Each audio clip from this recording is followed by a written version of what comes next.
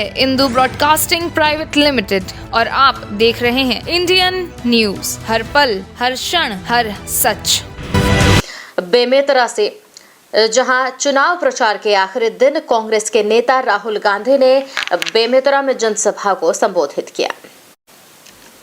राहुल गांधी ने कहा, ओबीसी को हक देने की बात आती है तो कहते हैं कि ओबीसी तो है ही नहीं, हिंदुस्तान में सिर्फ एक ही जाति है, गरीब, जबकि ओबीसी है और हम पता लगाएंगे कि देश में कितने ओबीसी हैं। मैं इस मंच से कहता हूं, जितने ओबीसी हैं उतनी उनको भागीदारी भी मिलेगी। किसानों का कर्जा माफ होगा। केंद्र सरकार करे या ना करे, छत्तीसगढ़ में हमारी सरकार आई तो हम यहाँ जाति जनगणना करवाएंगे।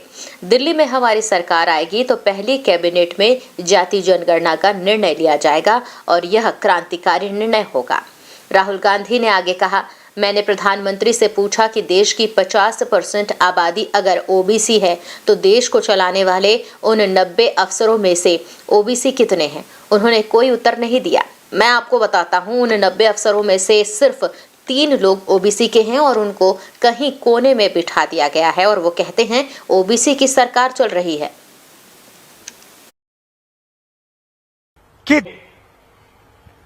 देश के ओबीसी वर्ग को पता लगना चाहिए उनकी हिंदुस्तान में कितनी आबादी है और उनकी सरकार में कितनी भागीदारी है।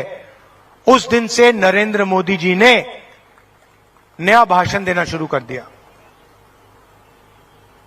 नया भाषण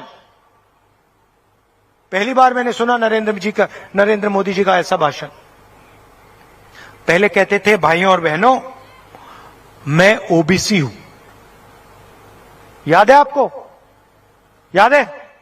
हर भाषण में Narendra Modi OBC, Narendra Modi OBC, Narendra Modi OBC.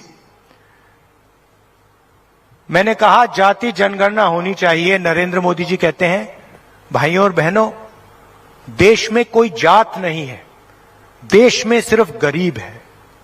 जब ओबीसी को हक देने की बात आई,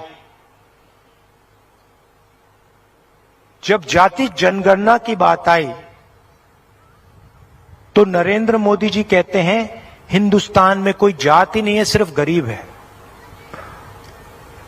और जब चुनाव जीतने की बात आती है तो 24 घंटा नरेंद्र मोदी ओबीसी है, ओबीसी है, ओबीसी है।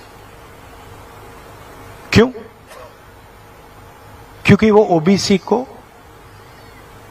देश में भागीदारी नहीं देना चाहते। सीधी सी बात है।